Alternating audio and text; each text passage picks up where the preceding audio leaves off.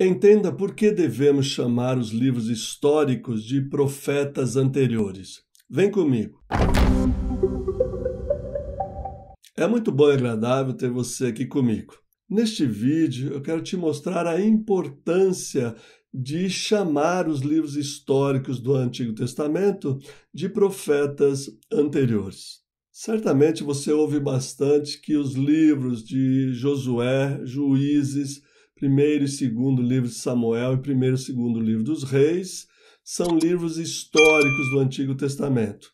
Nessa classificação, eles acrescentam também os dois livros das Crônicas, Esdras, Neemias, Esther e Ruth, como se fossem livros que contam a história. E quais são as implicações de ver esses livros como históricos? A primeira implicação é que os dados históricos, as incongruências históricas, não permitem fazer uma cronologia exata dos acontecimentos.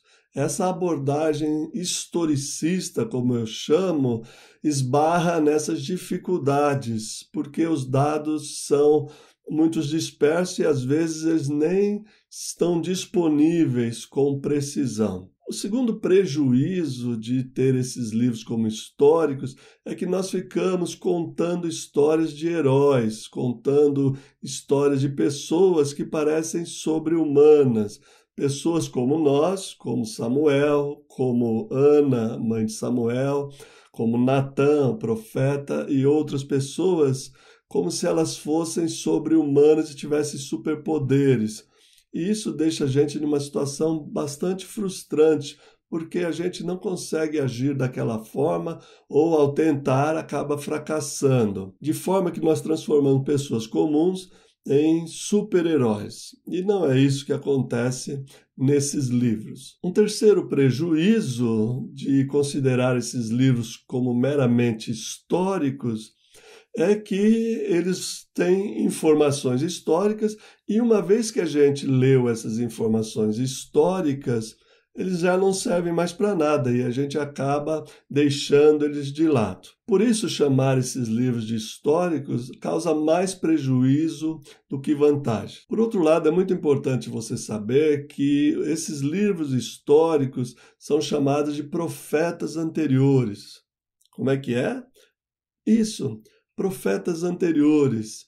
Eles, na Bíblia hebraica, que nós adotamos, como padrão para as nossas Bíblias em português, esses 6 livros, os 2 de Samuel, os 2 de Reis, Josué e Juízes, estão dentro da segunda parte do cânon judaico, do cânon hebraico, que são os profetas. Por isso eles são chamados de profetas anteriores. E quais são as consequências de mudar o tratamento? Eu quero apontar 3 consequências, pelo menos. A primeira consequência de tratar esses livros como profetas anteriores é a sua perspectiva teológica.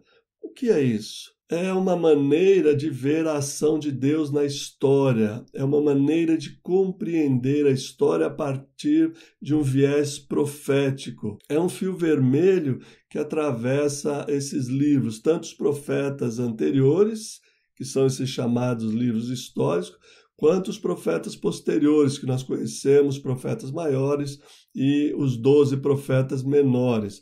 Esse fio condutor é essa visão a partir da qual Deus age dentro da história, Deus opera dentro de um contexto bem específico. Por isso, nós temos uma perspectiva profética dentro desses livros. A história não é narrada como fatos sucessivos apenas, mas é avaliada a partir de uma perspectiva profética, isto é, de uma perspectiva do Deuteronômio, do Código da Aliança e assim por diante. A segunda consequência bem importante de tratar esses livros como profetas anteriores e não históricos é que ela nos dá uma chave hermenêutica, nos dá uma chave de interpretação. É possível ter um olhar crítico, profético sobre a história, quando vamos pregar sobre esses textos, a gente não fica narrando histórias, mas mostra como os profetas olhavam a história e como essa história está permeada da palavra de Deus. E é baseada nessa palavra de Deus, então, que toda a história é avaliada, os reinados, a vida dos profetas e assim por diante. Então, essa nomenclatura de profetas anteriores nos dá uma chave hermenêutica. A terceira consequência positiva de chamar esses livros de profetas anteriores é que nós temos uma unidade no discurso. Leia, por exemplo, o primeiro livro de Samuel, capítulo 8.